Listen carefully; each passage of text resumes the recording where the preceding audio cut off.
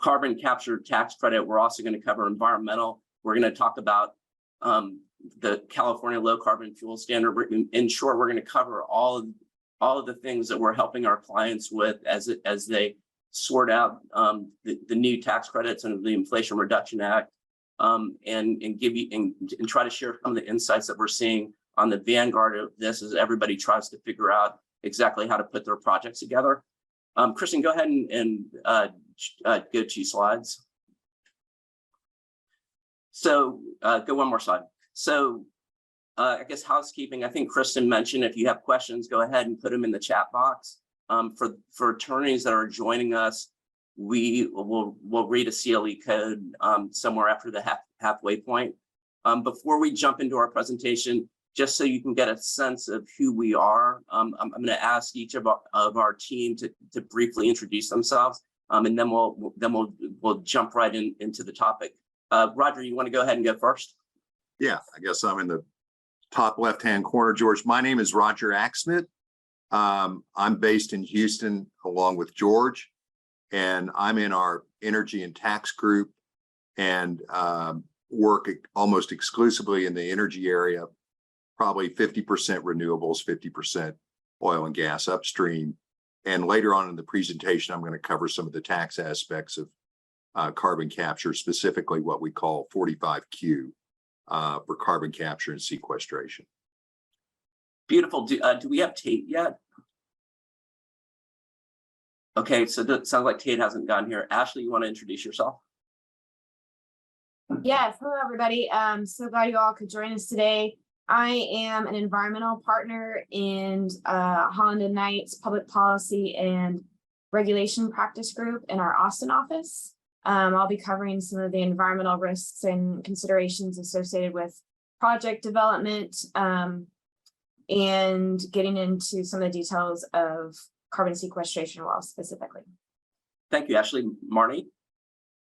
Hi, everyone. My name is Marnie Sutzman. I'm a partner in our San Francisco office. I'm an environmental land use and energy attorney with special expertise in air quality and climate change and California's energy transition away from fossil fuels and into electrification and other renewable sources of energy. Awesome. Todd? Todd Wooten, mainly handling everything Senate Democrat. A long time ago, I did a lot of work in the energy space, worked on the Senate Energy and Natural Resources Committee, worked at Duke University, running a center on climate change down there. Now my job is largely more political, as you will see by my part of this presentation, but I like it that the energy guys occasionally let me hang out with them because I really like those issues and they're fun. So actually, Todd, you're the cool kid. We love hanging out with you. Not true. Kristen, go ahead and advance the slide. So, and again, my name is George Humphrey. My area of my focus areas is renewables and downstream oil and gas, both within the United States and internationally. In particular, these days with energy going crazy, doing huge amounts of wind, solar storage, also helping a pure play green hydrogen develop hydrogen production projects across the United States, purchasing massive amounts of renewables, and also and now really super engaged on the carbon capture aspects. For those of you not familiar with Holland and Knight, we have over 1,700 lawyers, and the incredible thing about our firm is we cover the gamut. So in energy in particular, last year we merged with Thompson & Knight, which is a tier 1 oil and gas firm, with those oil and gas capabilities and our renewable skill set. We're really at the forefront of helping our clients do everything energy transition, not just carbon capture. And I mentioned green hydrogen, but we're helping our clients develop biofuel facilities, biomethanol, e-methanol. Really, the benefit for us, because we have both the renewable and oil and gas capabilities and energy transition and carbon capture, and our amalgam of both of those is we're able to provide a level of service, a comprehensive service, including in all the key markets in the United States which kind of sets us apart from a lot of other firms in the United States. Kristen, next slide. One more. So that's the end of the sales. I'm going to briefly kind of just set the stage, and then we're going to have our specialists in tax and environmental in California, and our legislative and federal government groups do deep dives in their area. The exciting thing about the Inflation Reduction Act is, as everybody saw, is it's probably the greatest energy policy law that's ever been passed by the United States, and it provided huge amounts of uplift for not only renewable but for carbon capture and green hydrogen. The funny thing is in talking with my oil and gas guys, I don't think they fully understood that this law actually is huge for the oil and gas industry. Joe Manchin, he is oil and gas, was influential in making sure that carbon capture and hydrogen and other accelerated permitting and a bunch of other stuff for oil and gas were included in the law. As you all know, carbon capture is kind of middle of the fairway for oil and gas. It's essentially capturing CO2, processing the CO2 into pipeline quality gas and shipping it on a pipeline, and then drilling a wet reservoir and sticking it underground. What it came out of it were increases across the board in the dollar of tax equity, or sorry, the dollar of tax credits that were available. A new direct air capture credit was offered, is now available at 180, and because it's so expensive to do the direct air capture, they tried to price this, and I'm sure Todd will talk more about it, but they tried to make the credits available, give a big uplift to carbon capture from where they were to try to get it to go. Another key feature that renewables didn't get is direct pay for 5 years. Direct pay is huge because for smaller and medium developers and even larger developers, you don't have to go to a tax equity provider to monetize the tax credit. The issue with having to go to tax equity is there's a limited amount of tax capacity, and if you renewables didn't get the direct pay, so if you didn't give direct pay to carbon capture and hydrogen, there likely would not be near enough tax capacity among the institutional tax equity investors. The other downside of having to go to tax equity is they're only looking for the highest, the biggest, well-capitalized developers with the best track records, and it just makes it very hard. Providing for direct pay basically opens up carbon capture massively to any type of developer that's trying to realize these projects. Another feature that was included in the Inflation Reduction Act is also the ability to transfer the credit. So in the way, and Roger's going to get into it more, but the way direct pay works is if you can't use the credit, typically energy projects, when you're putting capital up front, you have a lot of losses, and so you really can't use the credit, and so that typically necessitates having to bring tax equity investors in. The direct pay avoids all that and just allows the project, if it can't use the credits, which again typically can't, to just apply for the IRS. Roger will go into more details and get the cash. As I mentioned, there's also ability to transfer the credit, which I think Todd and kind of give a little bit more about the philosophy behind it. But the ability, if you can't convince, if tax equity investor is not available, and it makes more economic sense to sell the tax credits, there's now the ability to do it. The long and the short of it is all these new like the increase in the tax in the credit that's available, the direct pay, the transferability of the tax credit, all create a lot more flexibilities to help all kinds of different projects, depending on their characteristics, to develop and realize their carbon capture projects. Kristen, next slide, please. Just kind of like the other cool thing about carbon capture is it's bipartisan, and the reason that it's bipartisan is on the left, environmentalists, climate scientists, and others believe that the only way to stop the large amount of emissions that are occurring is carbon capture is going to be necessary as a bridge.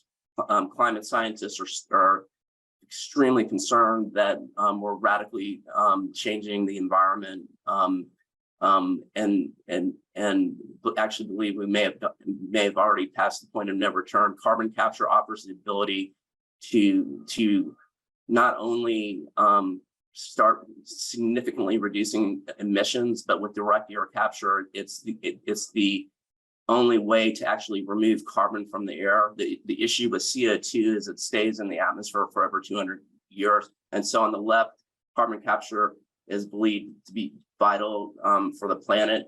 On the left, or sorry, on the right, oil and gas, again, like I mentioned, carbon capture is their middle of the fairway. All of its aspects are things that the oil and gas industry has been doing for 50 plus years. Next slide.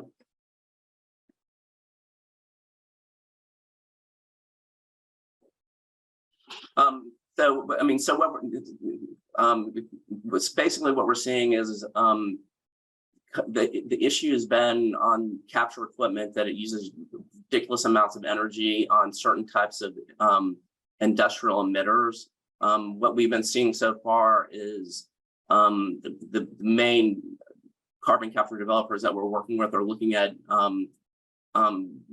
the low-hanging fruit in the carbon capture world, which are industrial emitters that have very pure streams of CO2.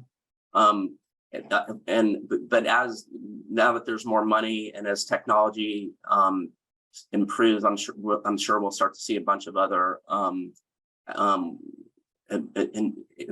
we'll start to see the industry grow in a big bad way.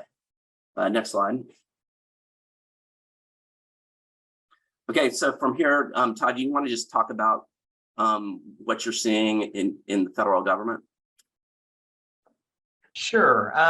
Before we kind of get into really looking forward, I do think it is important. George mentioned a few things like kind of how we got here. Because I'm not sure for the folks who are on this, some of you, I'm sure, kind of look broadly at the provisions in the bill for climate change and for energy, but others of you may have not. Direct pay is available for this technology. It is not available for solar or for wind. It is available for other projects, but not many. A very, very limited very limited group.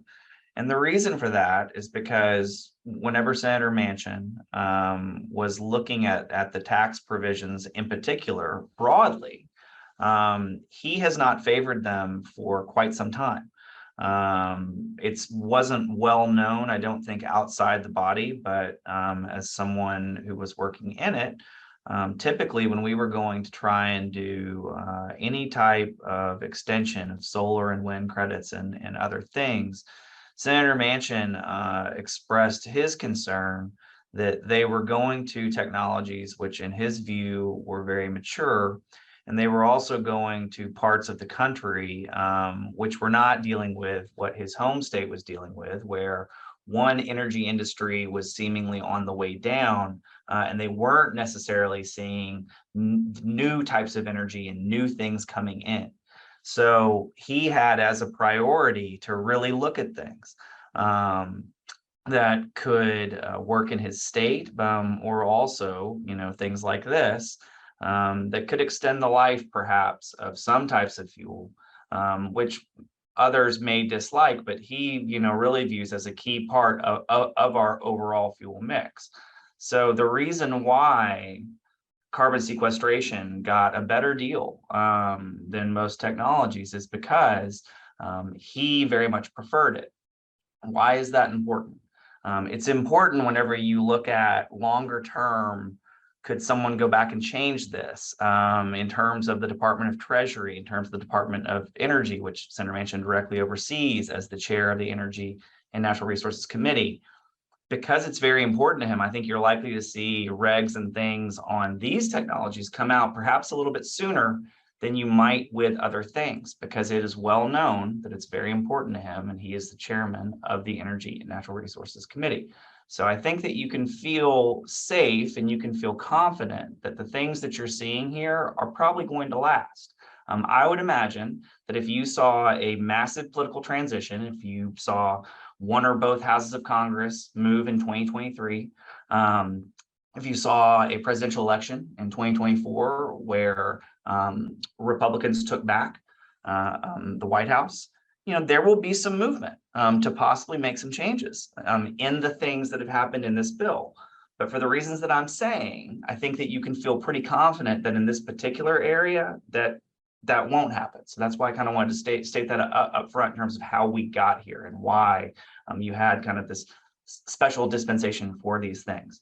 So as we look forward in terms of, what might happen in this area, and again, other tweaks or other things that you might see, obviously the major thing that people are talking right now is this deal that Senator Manchin cut with Senator Schumer to do something on broad permitting for many types of projects all across the United States, and whether or not you would actually see that end up on continuing resolution at the end of this month because the government's running out of money on September 30th, or whether or not you would see that, and that's why I have the appropriations on there, or whether or not you would see that on a larger omnibus package at the end of the year.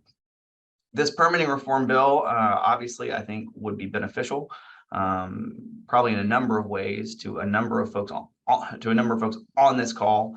If you have seen language out there, the language which is out there right now is old. You are not likely to see official new language from Senator Manchin or Senator Schumer until right when they're about to do it. That's frustrating to a lot of people. It's frustrating to me. It's frustrating to, I think, all of us, but that's just what they've said they're going to do. I think they're going to struggle to get that done by the end of this month, but they're definitely making a real run at it. And I do think that you'll see them make it. If they don't get it done at the end of this month, I think you'll see them make another run at that in December. And if it doesn't get done in December, even with a Republican House and potentially a Republican Senate, that permitting bill is the type of thing, and there won't be many, that I could actually see possibly moving.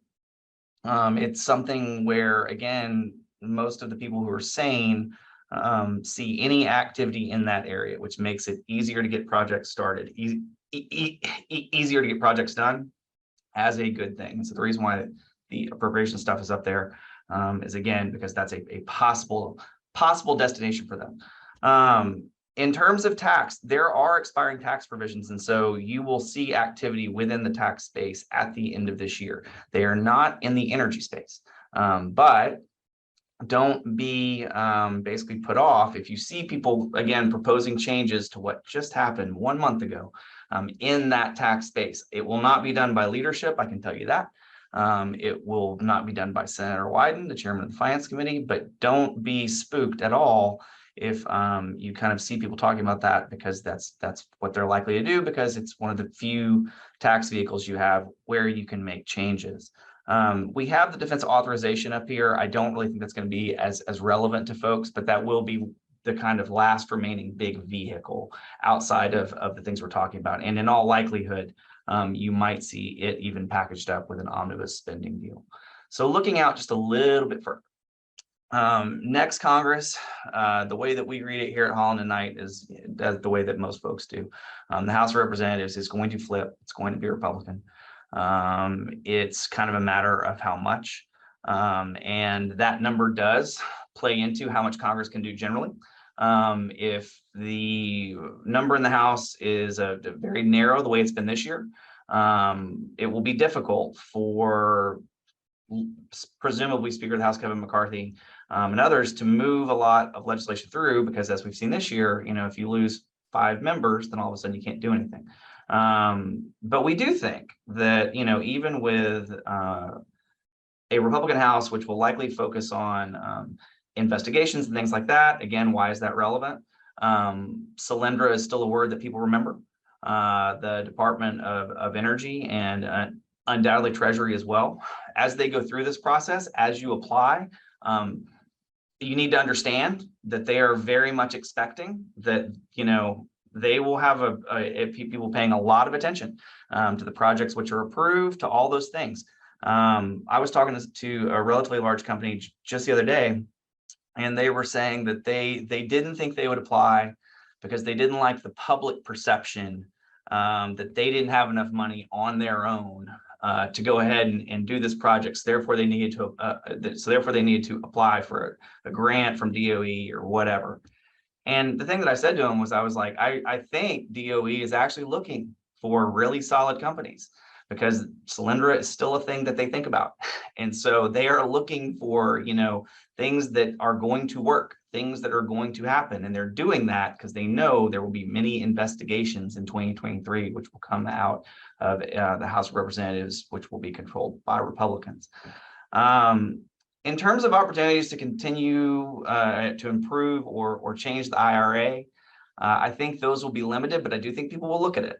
I think that's probably more in a space like EVs, where some of the provisions that they've put in place may result in policy consequences that they didn't intend.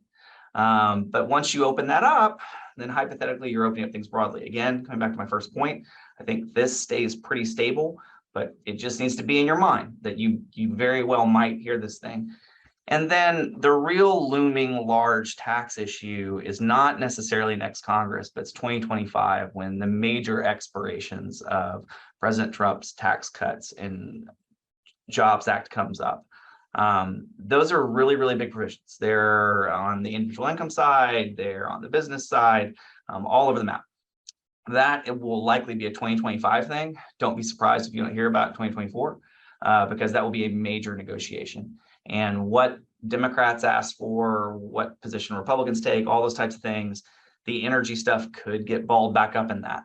There was a period of time whenever people didn't think that this climate change bill, the IRA, would go forward.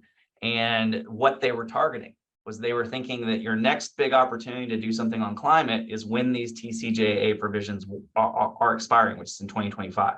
So things in DC have a way of kind of lingering, even though they've gotten all this done. It wouldn't surprise me at all if, again, you saw kind of major energy activity based around that. So it's kind of broadly the legislative outlook for the next, let's say, 2-3 years.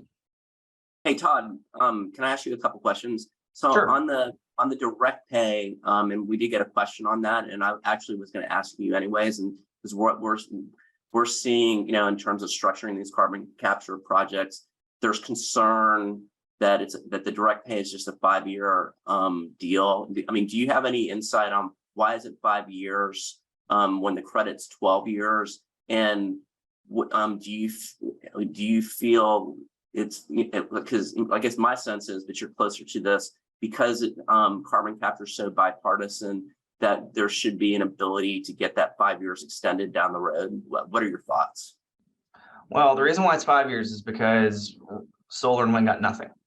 And so to give direct pay to these other technologies for a longer period, I think that they thought politically that was tough, because solar, wind, some other technologies which didn't get direct pay at all were already furious. And so I imagine that this was kind of just trying to strike a deal. In terms of getting it extended, people are going to try, and guarantee you that. And to be totally honest, if you're kind of looking at lobbying, I'd look at that 2025 timeframe. Again, you're going to have a major tax bill in 2025, one way or the other, because of the expirations from the Tax Cuts and Jobs Act. And if you're doing it then, as opposed to running up right against that 5-year deadline, to me, you have a lot better chance. And I'm sure people will try. That's true. But I think that mainly the reason why it was 5 as opposed to 10 or 12 was mainly political, because there were other people who just weren't getting it at all. Okay, beautiful. Hey, did Tate join us, or is she still having some trouble connecting? Oh, hey, awesome, Tate. So next slide, and Tate, you're up. Awesome to have you. Thank you, everyone, and happy to be on today. My name is Tate McDonald. I'm a partner at Holland & Knight, and I specialize in the funding side of the federal government. So I'm fortunate enough to work with my phenomenal colleagues and almost be the intermediary between the lobbying side that Todd just covered and the transactional side. So today I am briefly going to just touch on a few of the key carbon capture grant programs. In addition to what Todd spoke about in the IRA tax provisions, we have a number of significant grant programs that are meant to go hand in hand with the tax provisions to essentially ensure the deployment of next generation carbon capture technologies. This is a high level snapshot. So the good news is they are all in the IIJA, not in the IRA. So if you want, and the IIJA, of course, has been passed for some time. So we are at a very interesting place in that we just got the 45Q passed right when implementation on IIJA is occurring, which for those in the audience following this essentially just means money is actually about to come out the door. The first step in money coming out the door is a solicitation. There will be solicitations from the Department of Energy opening up very shortly on the more significant carbon capture programs that I'll touch on today. So this is a high-level snapshot of all of the big carbon capture funding in the IIJA. What I will touch on is just the hubs and the larger multi-billion-dollar programs, which of course are the most of interest. Next slide. Great. So first and foremost, the regional DAC hubs, $3.5 billion total for the development of 4 regional direct air capture hubs. There was a notice of intent issued on May 19th for this. Of course, this is a program that, this is out of all these programs, this will be the one that's the least, that's the most undersubscribed. And probably the most, there will only be a few key applicants on this. It will not be as broad reaching for the community, but very significant program. The $3.5 billion will be shared across at least 4 regional direct air capture hubs. This will be done in the form of grants to essentially enable the deployment of direct air capture technologies in the US. Next slide. Okay, the carbon capture large-scale pilot projects, demonstration and feed activities. So this is probably the most sought after program out of the 3 that I will cover here. This is $2.537 billion, more money than we've ever seen in this industry for carbon capture across a wide variety of types of programs. So what differentiates this from the other 2 is that there are pilot projects, there are demonstration projects, and there are feed activities. So this solicitation will be split up over time. We actually expect this one is supposed to come out first. Probably, fingers crossed, next week. It was supposed to be the phase 3 and 4, not the phase 1 and 2. So the bigger aspect of this was supposed to be out earlier. Actually, sorry, this one, I'm going to the next one here, but this will be out the latest. So this one will probably not be out next week. This will be out in October or November. A notice of intent was issued July 13th for this program. But like I said, this is the most highly sought after. There will be multiple different types of grants for this, dispersed over time too. So we'll see the initial solicitation go out this year, but there will be follow-on funding to that as well. Next slide. In carbon storage and validation testing. So this is another $2.5 billion. This is the one that is expected to come out next week. That will be a follow-on to the program that's already out in the phase 1 and 2. This, as you can see, this notice of intent was issued April 29th, which is why the solicitation should be coming out very soon. And again, this will be significant grants for hub projects that are ready on the sequestration side. So before I turn it back over to George, what I will say is the high level programs, a lot of folks understand and know about and have been tracking. But what hasn't been in the public so far is essentially what will be contained in the strings that are tied. What we could talk all day about the strings attached to these programs. They are not significant. They are meant to be deployed efficiently. They are meant to be very company friendly. These programs, when they were around in ARA, were that way. So there is a lot of apprehension around these programs, but what's important to know is they are civilian agency programs that are intended to be easily executed, company friendly. They do have significant applications and they do have some tracking that is required, of course, when you get federal money from the federal government. However, this is not a DoD procurement. It's not tied to extensive rules and regulations. It is actually very company friendly. The one last thing before I turn it around that we always get questions on is the equity and inclusion programs and requirements that the Department of Energy will want you to agree to be awarded this money. What's important to know about that is that it is very company friendly. This money is meant to be spent on projects that can be deployed. And what is key about it is you want to build an equity and inclusion plan, but you want to build it around your project specifics. Essentially, do labor agreements work where you're building? Or if they don't, what else can you do? What can you do in terms of training and community benefits that work for your project? So again, when it comes to grants, which are the most popular right now with Department of Energy, don't get deterred just by what you've thought previously, or essentially this statements around equity programs and potential strings attached. It really is, when you have the right advisors and when you have a strong project, it is very company friendly. So with that, actually one last thing, the one thing I did not include a slide on because it's out there in a number of our different podcasts and presentations is the DOE loan programs. They were also expanded significantly in the IRA. So, and have a significant amount of authority. So something else to keep an eye out for. They are working. There is actually a new carbon CIPIA program, which is a pipeline meant to support the deployment of pipelines.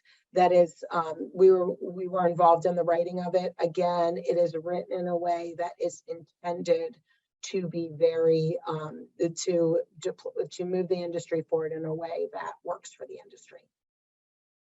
Thank you, guys.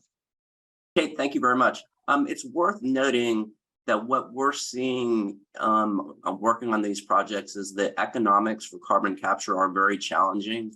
And so we're very fortunate to have Tate and her team who are able to help those projects obtain these significant pockets of money that are being offered by the federal government. And Tate, by the way, there was a question on DOE funding. Maybe we can get to that towards the end.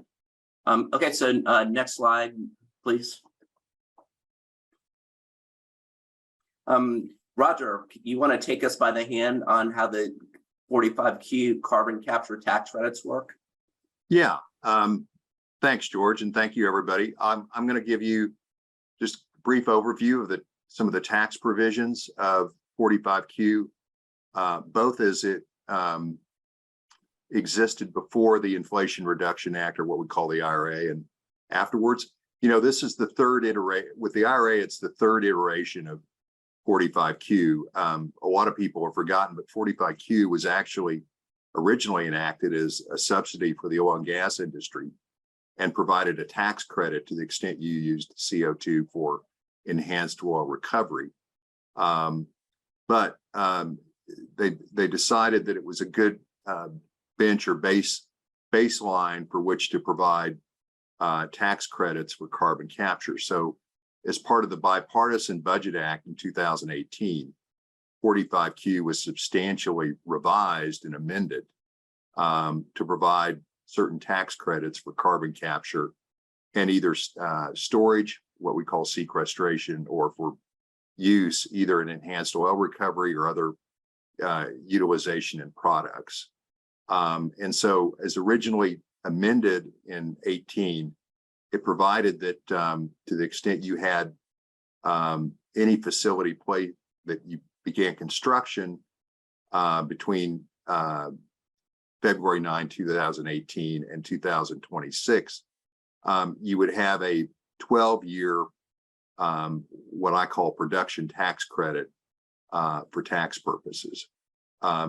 Generally, it provides that the owner of the carbon capture equipment receives the tax credit, although interestingly in 45Q, you can transfer it to either the transporter of the CO2 or also the store of the CO2. In its original form, the credit was intended to phase in. So on this slide, you can see that it started out in for carbon CO2 captured and stored, started out as roughly $23 in 2017 and went up to the $50 amount. And for CO2 that was captured but then used either in enhanced oil recovery, went from the $12.83 in 17 to a terminal amount of $35 in 2026.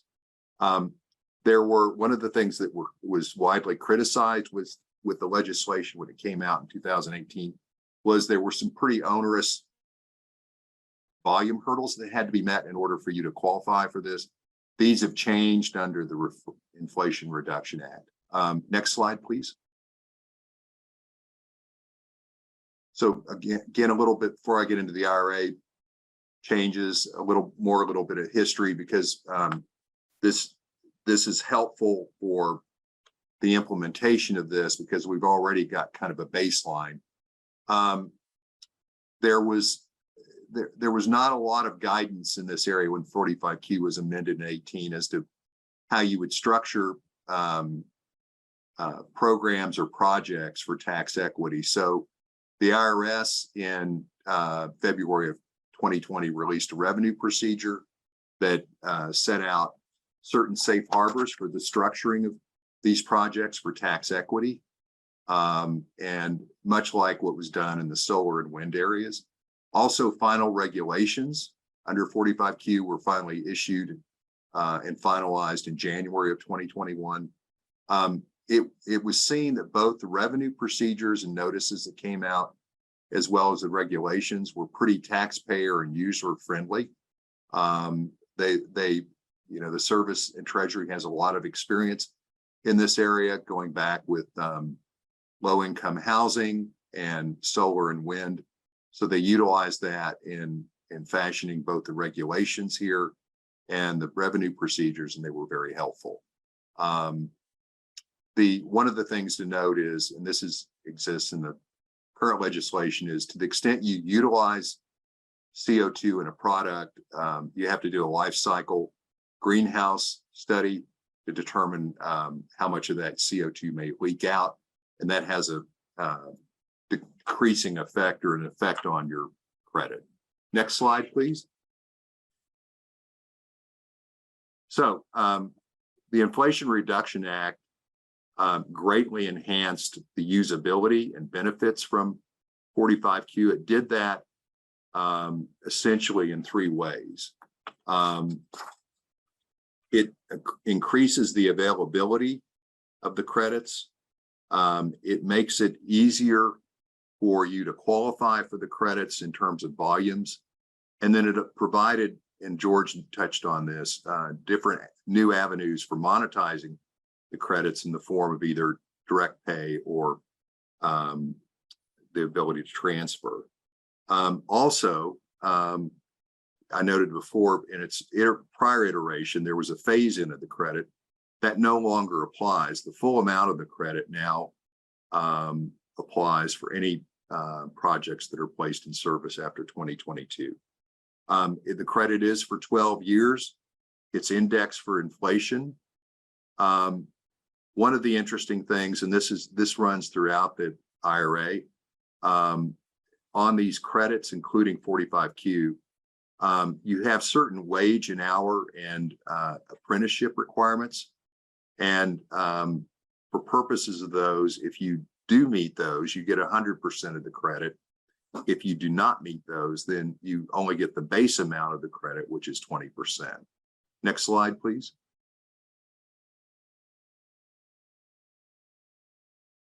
Next slide.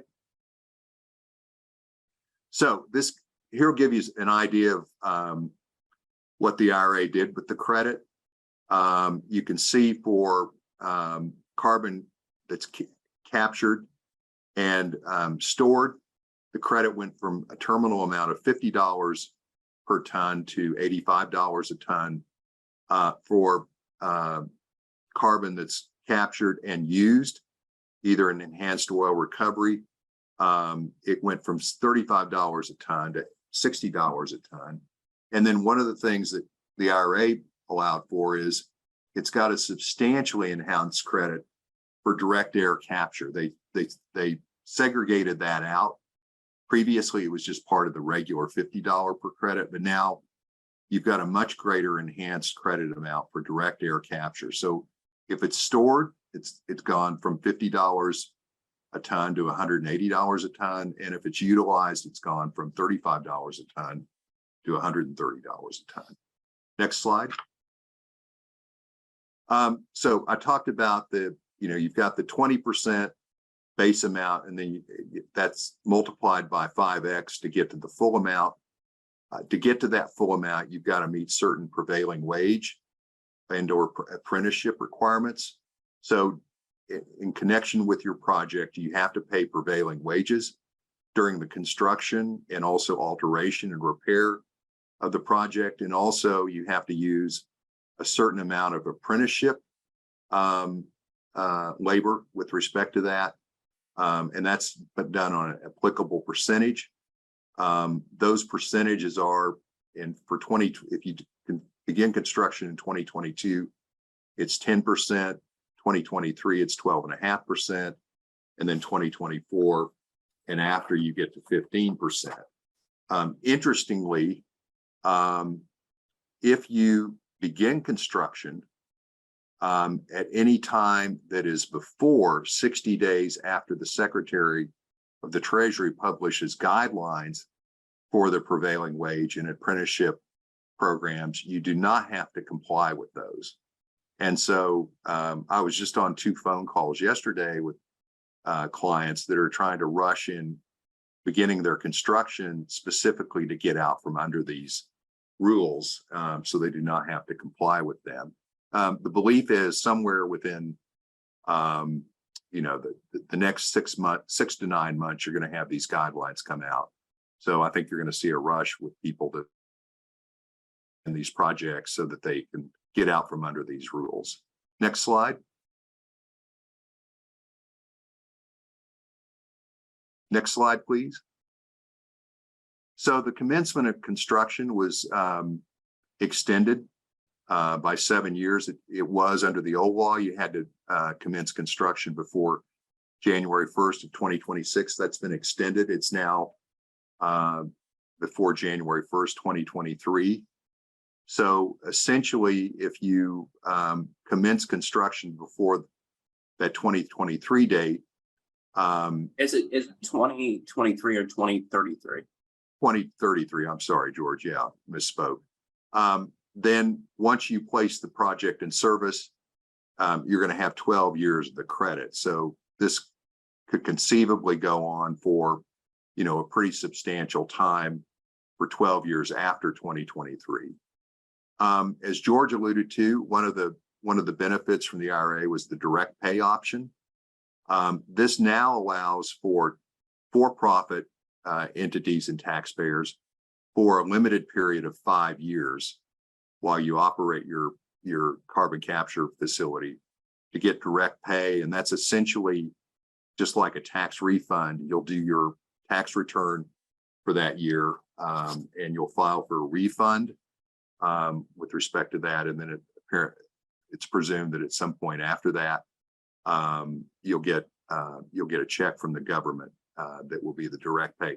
Tax exempt entities, such as municipalities, tribes, and other cooperatives, are not subject to the 5-year limitation. They get it for the full 12 years of the credit. One of the things that we've got a lot of interest from clients in this. One of the areas or issues with this is, this only applies to the credit. With these facilities, a substantial part of the tax uplift comes from the depreciation. So you do not have that. So there, in the tax equity world, one of the less preferred structure has been what we call inverted leases, where you transfer the credits to the lessee. But I think with direct pay and with these limitations on depreciation, you're going to see a lot more interest, I think, in the inverted lease structure. Next slide, please. There's also the ability to transfer the credits. So you can basically agree contractually, and then presumably pursuant to procedures, the service is going to provide that you can transfer these credits to an unrelated third party. And this will be for any transfer of credits after 2022. And this will be an election. The same defined entities that are allowed for the unlimited period of direct pay, the full 12 years, you cannot transfer the credit to these what are called applicable entities. In order to transfer the credit, the consideration has to be paid in cash at the time. And they did note and build into the legislation that in normal tax rules, that would be a taxable event in a realization of income, but they provided that cash receipt is not income to the transferor, but likewise, it's not deductible by the transferee. The election to transfer the credits is on a facility by facility basis, but to the extent you've got a credit like this that's year by year, you can make different elections or offload those credits to different transferees each year. Once transferred to a transferee, that transferee can't transfer the credit to somebody else. It's then stranded with them. Next slide. One of the real benefits from the changes made under the IRA was the definition of qualified facilities. I mentioned at the beginning of my presentation, you had some pretty onerous capacity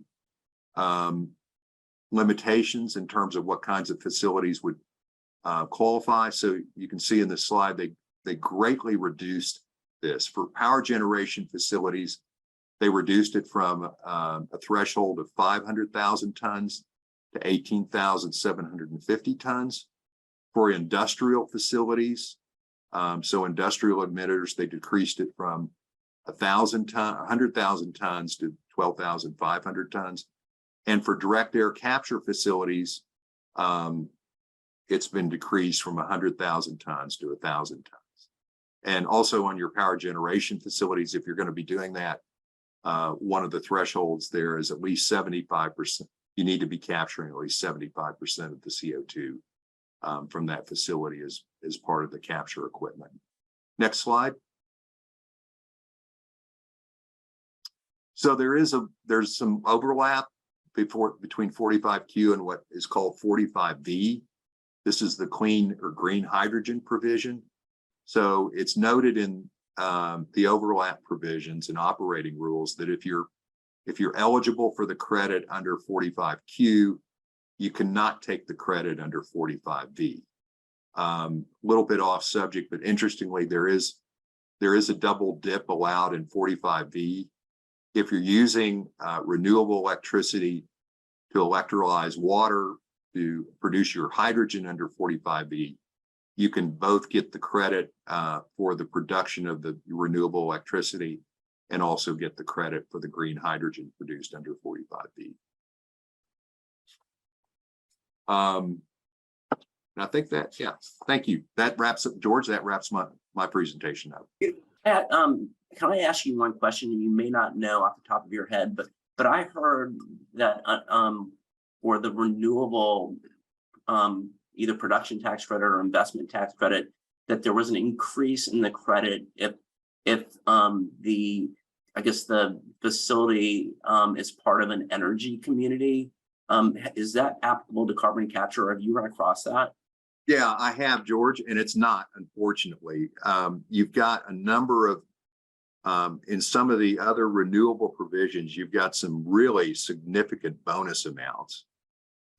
You've got a bonus amount for domestic content, and then you've got an either or additional 10% bonus amount for either locating your site in an energy community or a low income community.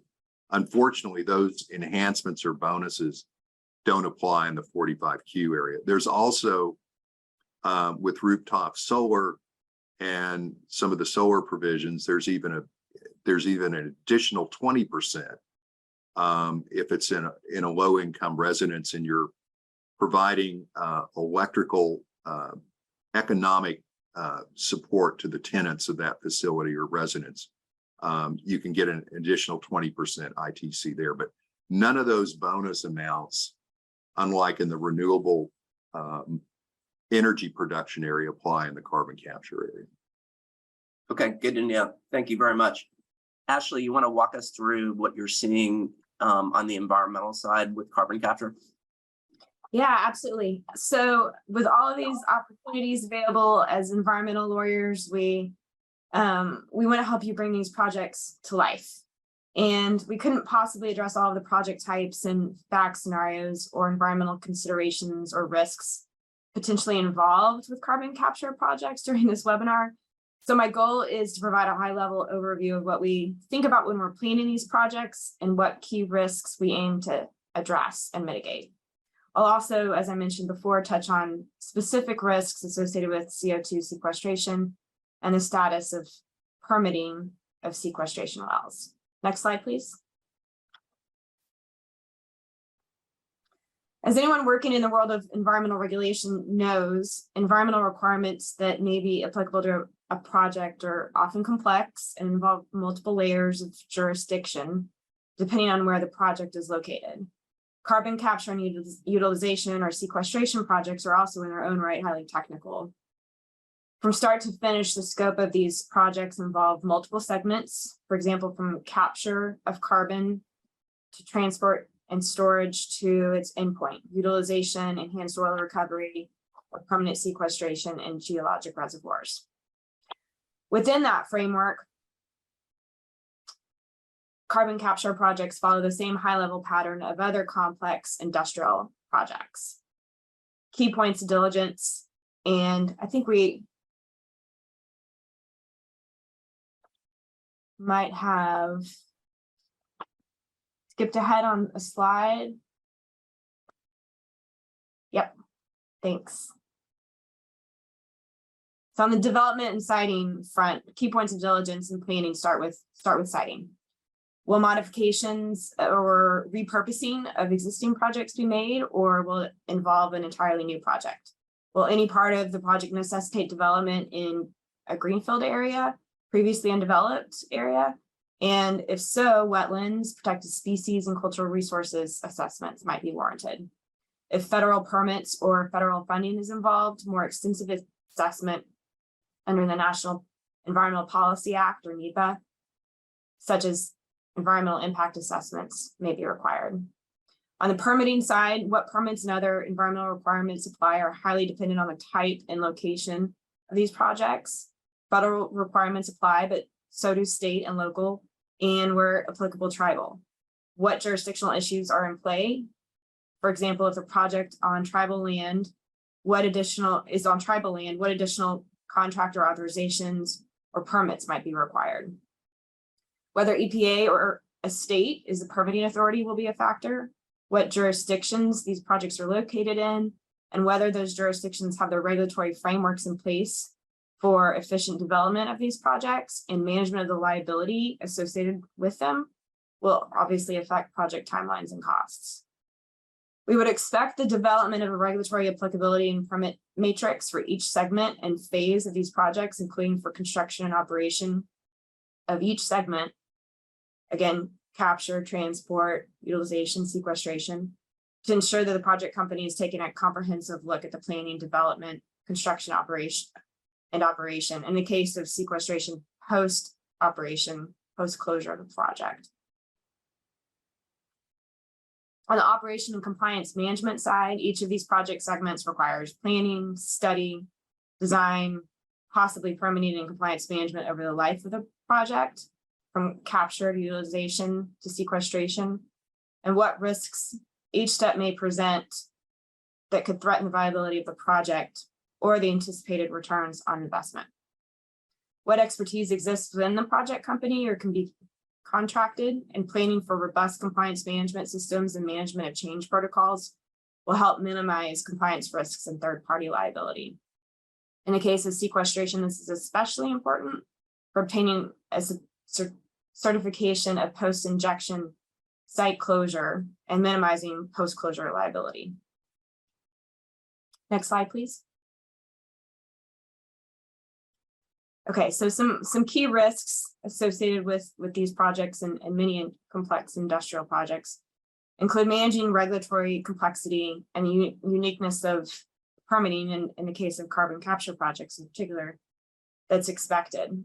Thoughtful planning by utilizing permit and regulatory applicability matrices for each project segment and phase, high levels of expertise within your technical team, and compliance and management of change systems will help avoid delays in permitting and the erosion of economics of the project. Engaging early with the permitting agencies is usually advised, and obviously a solid technical package will create a smoother permitting path and minimize delays. License to operate hurdles. Addressing potential landowner or community concerns could be involved, not to mention other ESG considerations, and thoughtfully reviewing objections and meeting any concerns with facts and science and a public relations team if necessary should also help smooth the path. Liability for leakage of CO2 throughout the various segments of these projects could result in regulatory liability as a result of failure to comply with permits, including enforcement actions and penalties as a result, drinking water contamination, damage to natural resources, such as soil and plant life, and tax consequences if 45Q credit is being sought.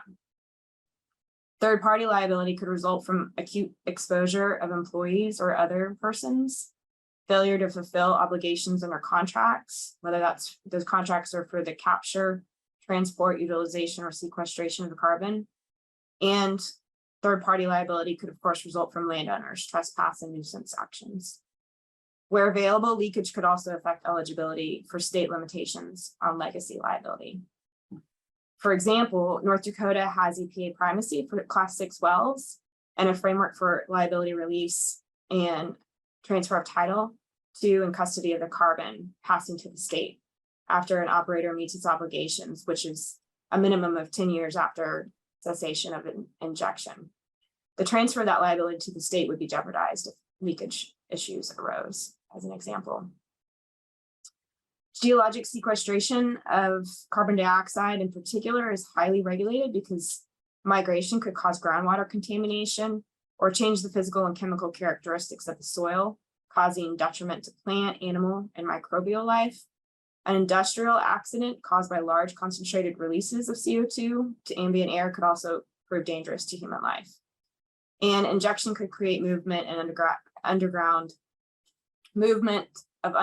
low quality water into high quality drinking water zones or cause seismic activity.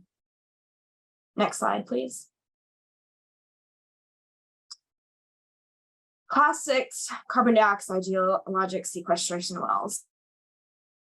Context, carbon sequestration wells are regulated under the Safe Drinking Water Act Underground Injection Control Program. as are class 2 enhanced oil recovery wells. However, because large volumes, and most of us are familiar with EOR wells, they've been around a long time. The permitting mechanism is well established. But because large volumes of CO2 are typically being sequestered at higher injection pressures in class 6 wells than what's injected into class 2 EOR wells, and because of the unique qualities of CO2, its buoyancy and underground formations, corrosivity in the presence of water, and its mobility, EPA has designated sequestration wells as a different class of wells under the UIC program. Class 6 wells, those are class 6 wells, as I mentioned. And EPA has developed tailored permitting requirements for those unique well types. If any of you all have visited EPA's webpage or been involved in a permitting action on these wells, they're highly technical. The permit applications are highly technical. There are a number of application factors you have to meet and supply. So it's a long process. To that end, if a state doesn't have primacy over a program, EPA is the permitting and enforcement authority. North Dakota and Wyoming currently have primacy over class 6 wells. Louisiana has applied. Arizona, Texas, and West Virginia are in the pre-application phase.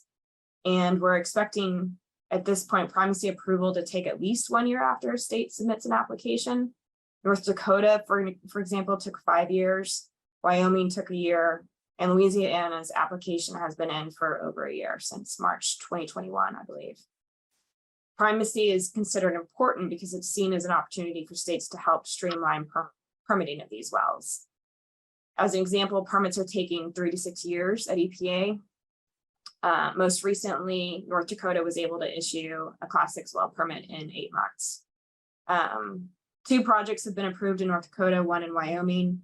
All of these agencies have great resources on their websites, guidance on preparing applications, copies of applications, and copies of issued permits. And the more projects that go through the permitting process, we think the better the roadmap for success will be. With that, I believe Marnie's up next. So Marnie, how is the prospect of primacy looking in California? Yeah, so I'm going to talk, Ashley did a great job giving the environmental overview. I'm going to talk specific to California and our particular challenges for projects cited here. And then I'm going to talk a little bit about the Lcfs and potential benefits from that law in California. So for CCS projects in California specifically, obviously we're working in that same class 6 framework with EPA because California has not yet applied for primacy.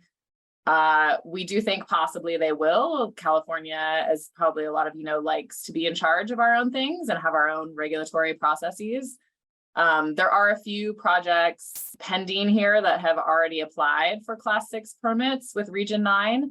But as Ashley said, it's taking about 3 years to get those, 3 years or more to get those wells permitted. So nothing has actually been approved yet in California. Next slide, please.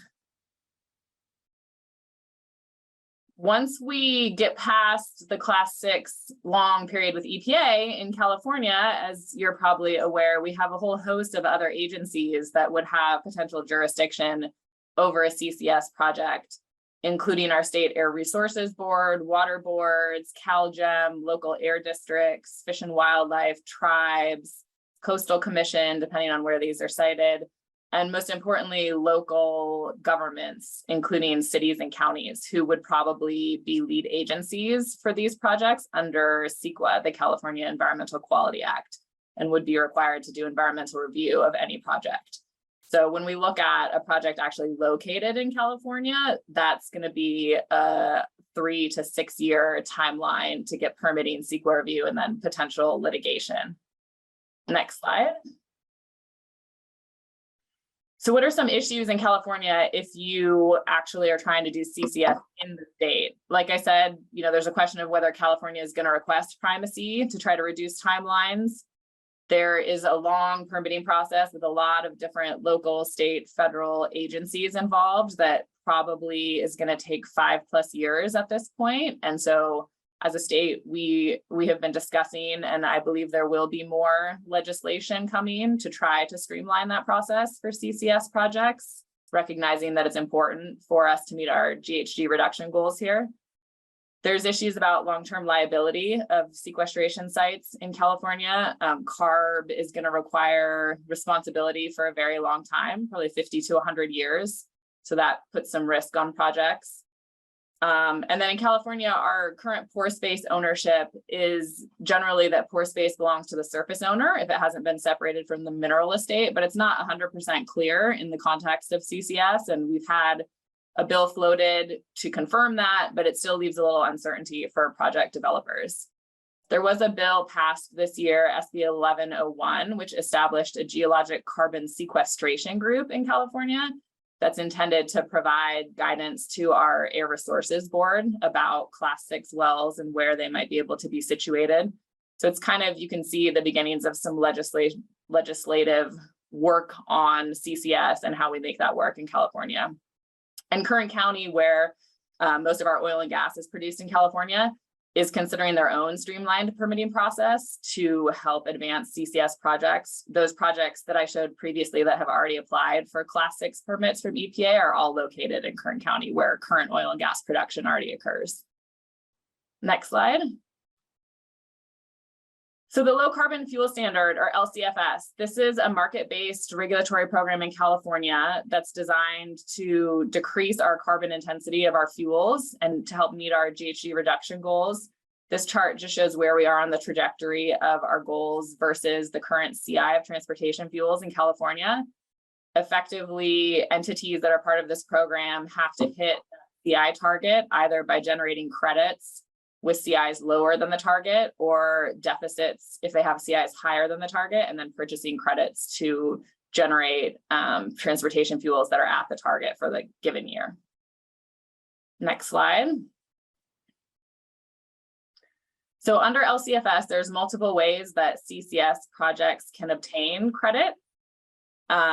There's a couple of project pathways and then also a fuel pathway. And here I've listed the 4 different ways to obtain LCFS credits and then the example projects that CARB gives for each of those different pathways. So you have direct air capture, in which the LCFS credits are generated by the capture of the carbon. There are refinery investment projects where the credits are generated by the refinery. There's innovative crude methods where the credits are generated by the crude producer. And then there's the tier 2 pathway for alternative fuels, where the credits are generated by the alternative fuel producer. Next slide. So projects that can generate LCFS credits can be located anywhere, but the innovative crude oil or the transportation fuel that's produced with the CCS project has to be sold into California markets to obtain credits. And then the credits that are generated are prorated based on the volume of the fuel associated with the CCS project that's sold into California. Similarly, direct air capture projects that store captured CO2 can apply regardless of location. There have not been any applications yet for DAC under the LCFS. LCFS credits are claimed by the entity that captures the CO2, and the carbon can be captured by one entity and transferred to another for sequestration. But then to obtain credits under the LCFS, those 2 entities need to apply jointly as joint applicants under the protocol. Ooh, sorry, auto lights. Next slide, please. So eligible sequestration sites for LCFS have to be onshore. They can be, you can sequester in saline reservoirs, depleted oil and gas reservoirs, or oil and gas reservoirs that are currently used for CO2 enhanced oil recovery. There's, as you can imagine, a whole host of requirements for obtaining credits. Most importantly is what's called a permanent certification. I'll talk a little bit about that on the next slide. But that's essentially a process that you have to go through to prove that the CO2 is going to be sequestered permanently and not escape.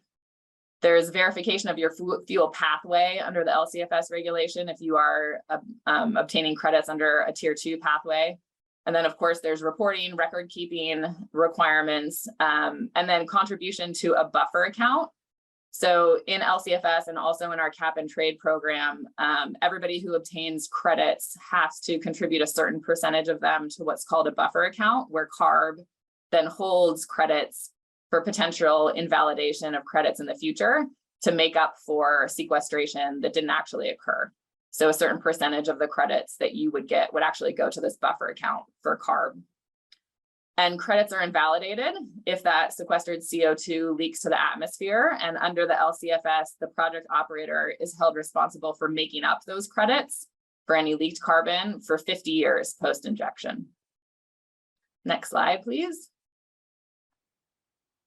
So kind of the heart of what is required for Lcfs credit for a project is the Ccs Protocol. It's a 139-page document that CARB produced that has very detailed requirements for site characterization, well construction and corrective action, injection monitoring, risk assessment, financial assurance, a really technical explanation of all of the requirements a project has to meet in order to qualify for credit generation under Lcfs. And this is where this permanent certification requirements are described. This process is really the most scientifically and technically intense portion of a CCS project because it requires, as you can imagine, some very serious geotechnological engineering for site characterization, showing that there's no chance of leakage, where your pore space goes, and how you're going to maintain, sequester, and monitor this project for 100 years. There's also a third-party review and verification process. And at this point, CARB is saying that to get through this protocol, get that permanent certification that's required for a project, that's about a 1-year turnaround. TBD whether that's accurate or not. That seems fast to me, but we'll see. Next slide. So this is just the last slide I have, just showing a little bit of what that permanent certification looks like. Is a little bit of a flow chart. So you can see the blue is what you're doing to get your certification, all these things that have to go on before the project is actually underway. The orange is what's happening when you're actively injecting. The yellow is initial post-injection review. And then the green is once you've got your injection completed and what you're doing to stabilize and maintain for 100 years post-injection. I think that's my last slide. And so, oh, sorry, one more, I forgot. So Lcfs market. So the Lcfs market has been kind of continually dropping for the past 2 years. We were at about a $200 average in 2020. And as you can see in the chart on the left, the average price for the last weekly report was $88. So it's kind of continually dropped. In the graph, you can see from 2020, a kind of a continual rate down to the present. The cumulative bank of Lcfs credits is pretty high. People are holding a lot of them. And so I don't know that there's an expectation that we're necessarily going to go back up to this $200 average in the near future. Although, of course, as you saw on the chart showing the required CI, that CI gets lower and lower and lower. And so, of course, as the requirements get tighter, people need more credits if they're not meeting that carbon intensity. So there may be a point when prices start to go up again as people go through the credits that they're currently holding.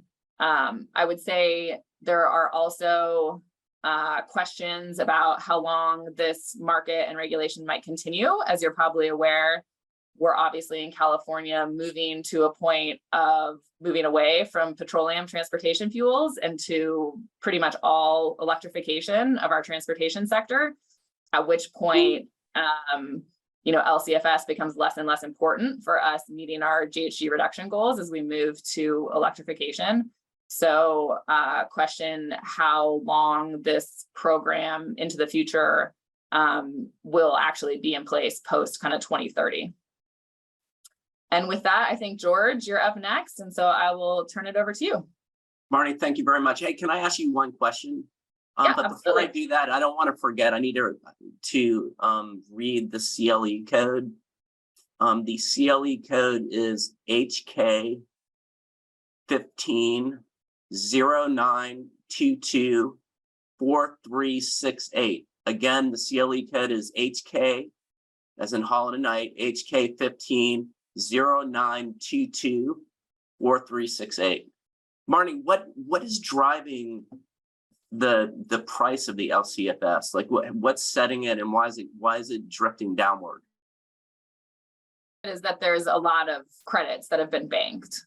So, you know, the more credits that people hold, then the less demand there is for purchasing newer credits, right? And I think people have banked a lot previously when the CI requirement was not very low and producers could meet that requirement.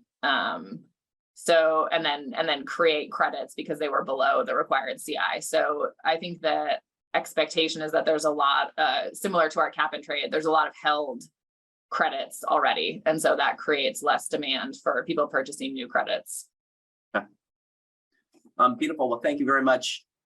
Kristen, can you advance the slide? So I'm going to kind of wrap up and talk about deal structures and what we're seeing in the marketplace. We're coming to the end of our program. In general, and we talked about it a little bit, but the big issue when you didn't have direct pay is there's only so much tax capacity, and what that means is the organizations that have huge amount of current income and can basically come in and be a tax investor. It's a pretty small universe. Half of tax equity transactions are done by Bank of America and JP Morgan. Then you have some other banks and some insurance companies. And what we found is in the renewable world, there's a limitation on the amount of that. It's 18 billion or 20 billion. And so when you open up the tax credits to new technologies such as carbon capture and green hydrogen, that just makes it even more competitive to get it, which probably is in part why you see the direct pay, and you also see the new feature where projects can transfer their tax credits. The kind of market dynamic that we've seen in renewables with tax equity investors is they tend to favor the best capitalized, best track record companies in those industries, and also those top developers also offer the promise of a continual deal stream, and so that has kind of had the effect of making it much more difficult for smaller and medium-sized companies to be able to take advantage of the tax equity market and realize their projects. And as you've seen from the credits, the values of these credits are super substantial and essential to make the deal economics for these projects. One thing to keep in mind when you're modeling your project is there is an advantage of bringing tax equity in if you can get the tax equity, and the advantage is in the direct pay you're not going to be able to monetize your depreciation. With the tax equity investor, they're going to take all of your tax benefits. So they'll take not only your tax credits, but your depreciation. And you can see from the slide, the economic value of selling or monetizing both your tax credits and depreciations is substantial. Again, every transaction every project is going to have its own unique set of characteristics, and you have to model it, and if tax equity is available, that may be the best route to go. Next slide.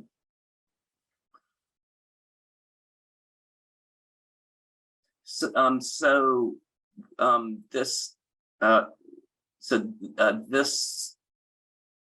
kind of there's a couple other pieces on the tax equity investor side. Again, they're looking. The sponsor is pretty much going to need to be investment grade with a high level of sophistication and track record. there's a question about what kind of yield tax equity investors are going to require in the carbon capture space. In renewables, it can get down to 6 to 7% yield. So basically, the tax equity investor will make its capital contribution, but it wants that capital contribution repaid, and it'll take the credits dollar for dollar and the depreciation, and look for a return of some amount. And it's still there hasn't been really a tax equity financing of a carbon capture project. So the market is kind of settling right now on what that would be. And we'll see how it goes, especially with all the different kind of array of options that carbon capture projects have. Generally, when tax equity investors are looking at their investment, on the renewable world, it's a 10-year credit, and in carbon capture it's 12, which means that what you're likely going to see is the flip point being moved out from 8 years on the renewables to 10 years on carbon capture. 10-year kind of is the maximum for the banks, where they start running into regulatory restrictions on what they can do. And so that's pretty much what we're expecting. Next slide.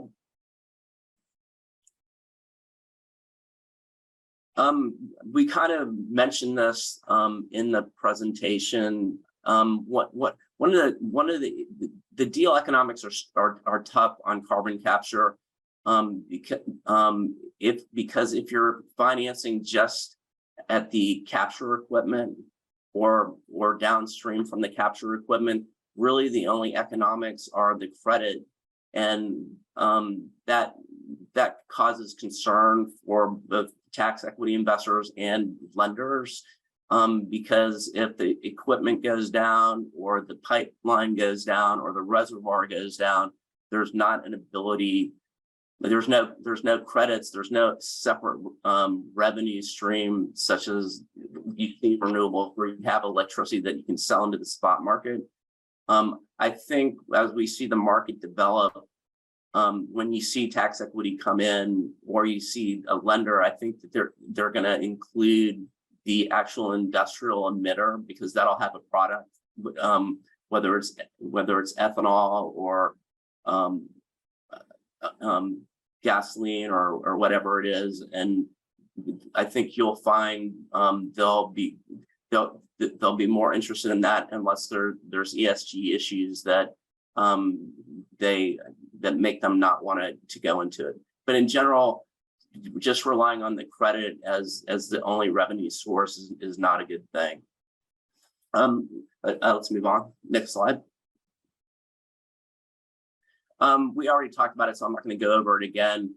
Although I think there were some follow-on questions on the stacking of the credits, but I think Roger covered it pretty well. You can't get you can't get the 45Q, and you can't get the carbon capture credit with a green hydrogen or other 45B credit. Next slide. So I put together just a basic deal structure. Again, I guess the key thing to keep in mind is that the structure really is dependent on the model, and on whether tax equity is available for your project, whether that model, if you bring in the tax equity, will you be able to, is the monetization of the depreciation and the tax credits outweigh the yield that the tax equity investor is charging, and if you don't have, if that's not favorable, or you don't have access to a tax equity investor, then it's looking at direct pay. One of the issues with direct pay is, as I understand it, and Roger, correct me if I'm wrong, is that it's expected that it'll take about a year from when you file your return to actually get the cash from the IRS. I think that's right, George. I've heard anywhere from 6 months to 12 months. Right, and you've got to model that, right, and that affects project economics. And then It's super nascent, this, because it's brand new, this ability to transfer the credits is also going to be interesting to see how that market develops. So that even though I provided the structure, a lot of this, whether you bring in a debt lender to construct your industrial facility or your capture equipment, it depends. It depends on the availability of debt for the type of project that you have, and all of this is getting sorted and figured out. That's really all I have. Let's see, we have about 3 minutes. Let's see if there's any questions that still need to be answered. I think we did a pretty good job answering most of them.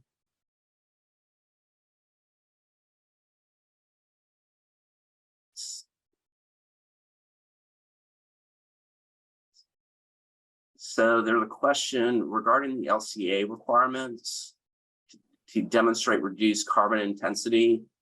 IRS code requires conducting an LCA within, is this within ISO 140? Yeah, I'm on this web. I'm presenting it still on this webinar. So, okay, bye.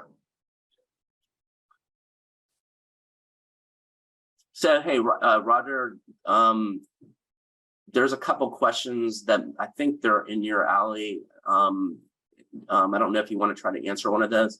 Otherwise, I think we are kind of out of time.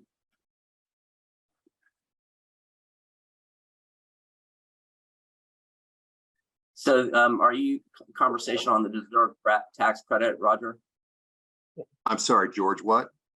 So there's a question that says, in the case, we are simply separating the two parts of the project, each benefiting from its own deserved tax credit. Am I right? I think that may be another stacking question. Yeah, and I was corresponding with this attendee. I think in that case, I mean, the legislation talks in terms of a facility, and to the extent that 45Q applies. And so what we were talking about in our type conversation was co-located facilities. So you had two separate segregated facilities. And even though there may be the same feedstock stream or product stream, arguably you could stack the credits in that case. Okay. All right. Well, I think y'all were out of time. It has been a privilege for all of us to talk a little bit about carbon capture. Thank you for attending. Reach out to us if you have more questions. And it has been a pleasure. Thank you. Thank you all so much. As I said in the chat, the presentation as well as the slides will be available. We'll work on getting them all to all who attended. And thank you again.